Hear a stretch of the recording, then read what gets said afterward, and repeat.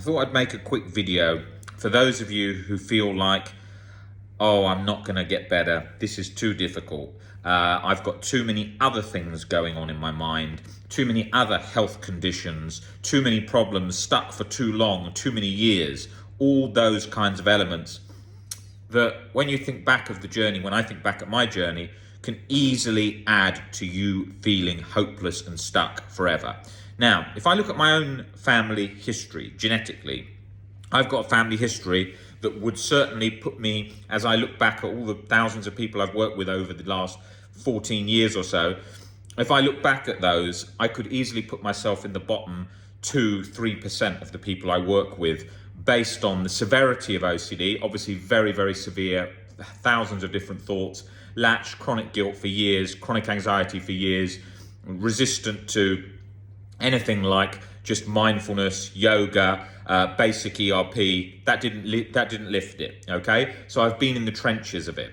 Now, then when you throw in the physical anxiety, which I had from genetically from sort of 18, 19, very bad. You've heard me talk about it on the YouTube channel. So severe GERD, acid reflux leading to esophagitis, dysphagia, then just tons of neurological anxiety symptoms that you get. I won't list every single one, but it's a hell of a lot of them, from the fragmented sleep, insomnia, heart palpitations changing so it feels like a machine gun in your chest, alternating beats, sudden hard beats, light pulse for ages. This is going on for years, where I couldn't even feel like I ever had a normal heartbeat. Every single thing that you can imagine, really bad skin conditions, eczema, really bad shortness of breath where I found it hard to breathe, even walking felt so trembling at times, it found it very hard to even take a step, getting off treadmills all the time with my whole stomach clenched, feeling like I was not going to be able to go on in that position and just thinking I was going to drop down dead, whole body sweating with cold sweats. I could list these for hours, for days. Now, if I look back at my own family history, I've got my dad with narcolepsy, not severe where he's sleeping all the time, but can just sleep in 1 second standing up as well. So narcolepsy. I've got my mum with very bad carpal tunnel, both of them fit and healthy on the surface, can't tell. Both of them with anxiety, both of them with physical anxiety, my dad with IBS. My dad has OCD, but it never got severe. I could then look at myself with all the other neurological conditions that I had alongside OCD. I had Raynaud's. I still have Raynaud's in my hands, so that all the hands go patchy and sort of blue and white patches in the cold and in the hot. Nothing to do with being stressed or anything, just randomly. Of course, if I was really stressed, it'd probably come on more. But I've had the Raynaud's most of the time since I've been recovered. It didn't come on till I was about 25, something like that, 26. I've had problems with, what other things have I had?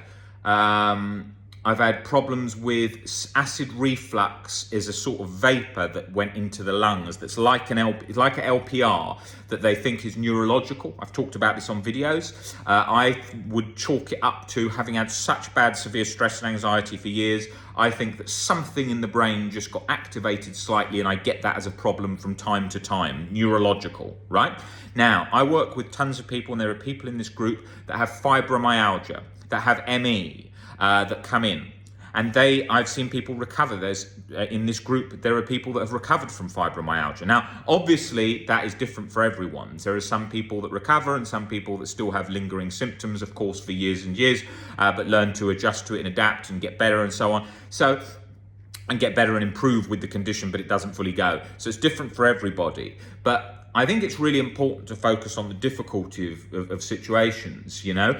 Not everyone's in the same position. There are people in this group that are in real poverty at the moment. Maybe they're on the street homeless right now. I know there are people in this group in those situations working to recover whilst battling addiction, heroin, crack cocaine, all of these things, and still come through all of that. So you need to think of that. It's very easy when you're in a hard time to think, oh, if only I wasn't in this bad financial position, or if only I wasn't in this bad drug situation, then I would. But those are mental barriers too. You can still come through it, as difficult as it is. There was people in these groups that have been in bed for 3 years due to neurological and medical health conditions, and still gone on to recover. So you've got to think of that as sort of, I'm going to recover whatever it takes. That's going to be me, right? That's the attitude. And if you're left with some lingering symptoms, so be it. I have this Raynaud's, and I have this thing in my lungs, and they're there, right? And they're not going to go. And I'm not particularly worried about it because they're not that constricting in terms of my life. However, I've also got to factor in that maybe I develop narcolepsy like my dad more. I don't think I have narcolepsy. I've had sleep issues that I'm not sure are completely related to anxiety, but they're rare, and they don't really cause me much of an issue. So I'm not particularly concerned. When I say I've had sleep issues, I've had like fragmented sleep, light sleep, intermittent wakings up in the night randomly. No stress, no anxiety there. In the last couple of years I've had it, and it's not there. I don't get it regularly, but I do get it from time to time. Maybe that's going to become like narcoleptics can get that. But you know, I take no medication for any other neurological things or anything. I'm pretty healthy. I work out. I work a lot. And I not too worried. Like I said, my position these days is, as long as I'm breathing, living, and going forward in life, if I can walk and do everything, I'm very grateful for that all the time. And whatever disease or anything that comes in the future, so be it. Or if I die, so be it. I seize the moment I've got. But I'm speaking from a position where I'm not severely limited, right?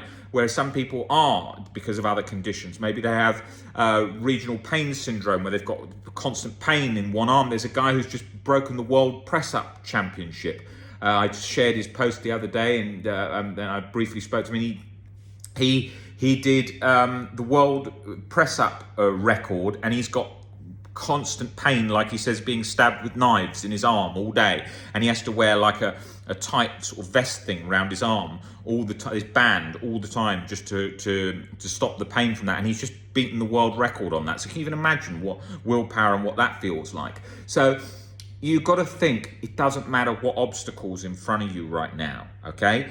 When I had a bad neck injury, very bad, damaged a disc in my neck, but as soon as it happened, I couldn't even sit in a chair. I would spend most of the day in bed. To get out of bed, I used to hold my hair and lift myself out of bed. And the pain was so bad, I mean, it would just cut through any experience. And I used to drink to escape it on nights out. And, you know, I had that strong for a long time. I wouldn't go to anywhere where I had to sit for long periods of time. I mean, I'm pretty good at dealing with pain, okay?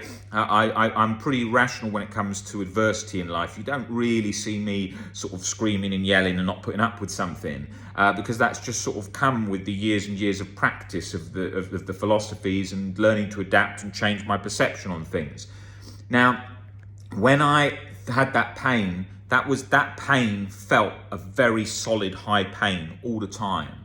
And you come to realize in those situations of adversity that those are the situations where you're going to build this mental resilience that's really going to help you. And when I thought of Albert Ellis's own life, where he'd spent much of it in hospital due to loads of illnesses and disabilities that he had genetically, he was pretty much basically completely deaf. He had to be spoken to through headphones. He had problems with his stomach, where he's having constant surgeries, lived in a hospital for 3 years, lived in a hospital at the end of his life. A very hard life of that, right? And when you learn to adapt to those situations, it forces you to adapt and change your perspectives and beliefs.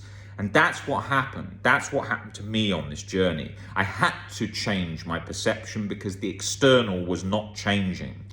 And when I sit here today and I think of myself in a non-chronic anxious position, non-chronic guilt, I can sit and think into my head, and I think, now, what am I concerned about? Okay, I'm going to have something to eat in a minute. Okay, I'm going to walk there. Okay, but that's not a concern. That's not some extreme thing. That's just a general plan of what I'm doing. There's no stress there. Before, when I had very bad OCD, it would be constant fixated on the chronic guilt, constant fixated on the chronic anxiety, not releasing 1 second on that element there, that it was fixated on like a hawk. And because of that, you were being weighed down by a ton of anxiety and a ton of guilt 24/7. Now, even today, on a stressful day, maybe I haven't slept very well because I had a lot of work and I had to fly between different time zones, I'm not concerned. I'm thinking, this isn't great, it doesn't feel great, see how you are tomorrow. That doesn't mean I don't feel bad when I've got the flu or any of those things. I do, but it's not in a catastrophized cycle. So I wanted to make this video to give you hope in the adversities of whatever you are facing. Like I said, we see people come through fibromyalgia, we see people come through from being homeless, we see people come out of prison, we see people come in who have got terminal cancer. They do not obviously recover from that, but they learn to live and be more at peace, better with that. We see people come in that have got cancer, it's not terminal, and learning to adapt and then go on to recover. Every situation, OCD, anxiety, doesn't matter what situation, what genetic problems, don't work for perfect peace, okay? I haven't got physical anxiety. I haven't got chronic guilt. I haven't got intrusive thoughts. There's no bombardment of machine gun of intrusive thoughts in my head anymore, yeah? But I could still say with the Raynaud's in my hand, I haven't got it right now, my hands are like this, but I'm saying I could say with that, oh, it's probably because I was overly stressed and anxious and it damaged some nervous thing in the brain. I'm sure they'll fix in the future with AI or whatever, and that's left me with that, right? Well, that ain't too bad. I ain't sitting here in a wheelchair, just lost my legs from a war as the thing left over from the war. I've been left with the Raynaud's. I'd rather not to have that, but overall it's not so big a deal for me, okay? I would like to have great sleep, better sleep probably. I would say genetically, I think it's got to be some genetic thing that was there from just genes in the family. Did having severe OCD make it worse and then leave me with something a bit? I'm not sure, not 100%. Do I really that concerned? Not really. If I watch a video talking about Whoop what bands or whatever those things are called for measuring sleep, yeah, I'd probably in those minutes be a bit frustrated and thinking, fucking hell, it'd be better to have better sleep so that I have better health overall. But I'm pretty healthy. I'm all the health checks and the doctors, I'm good. I had a raised cholesterol about 6 months ago, so I worked out more. That's probably just from eating out too much and the wrong things. But overall good. And so that's just to say, you're not going to get a perfect slate, You're not going to get a perfect slate. I can look back to when I was 19, it felt genetically more perfect, the body. Like I was saying in a webinar or in something this week, in a one-to-one, I was saying that, I used to have when I was 19, 20, I could go out, drink 5-6 Red Bull vodkas, go to bed 10 minutes as soon as I got in the house, never a problem with sleep, boom, straight to sleep, straight away feel great, straight away work out, no hangovers, nothing. The brain was better. The brain was better for everyone. When we're getting to recovery, we think, oh, we're going to be like we are when we're 18. There are people in this group 18 now, they're taking that for granted. But as you get older, it's not exactly like that, Now, hangovers, if I go out and drink a lot, I'm going to get bad hangover, yeah? I don't always get them I get them different with different alcohol, but I do get them. And I notice that I get hangover if I have like, if I have, I don't know, maybe 3 double brandies or something, whiskey like that, and I don't drink much water, I'll have a hangover, right? I would have never got that in the past. But could I then also argue the point that having stress and anxiety for years also makes the brain more susceptible to things like bad hangovers, bad sensations? Or are we more in tune to it, having known all the feelings? Or are we more just generally in tune to a lot of different feelings? I don't know and don't need to know. I don't care. But in terms of people describe me, they would say today, if they described me at 18, 19, they would say, Rob's very worried about everything, he's very anxious, he has to have it all like that. People today would describe me as, Rob, I never see him worry about anything, and almost quite distant at times in relation to other people, not to other people's worries, there's compassion there, but to the world's worries, because I don't feel connected into it, like plugged in the nervous system, so to speak. And yeah, bear in mind, I'm doing this call now, it's what's time here, it's late. About 1:30 in the morning, and I've just done a lot of one-to-one calls today. So you learn to tolerate discomfort. You learn to get more comfortable with discomfort, and you learn to see that the things that you worried about in the body, you are not so anxiously on guard to control every emotion and feeling and sensation.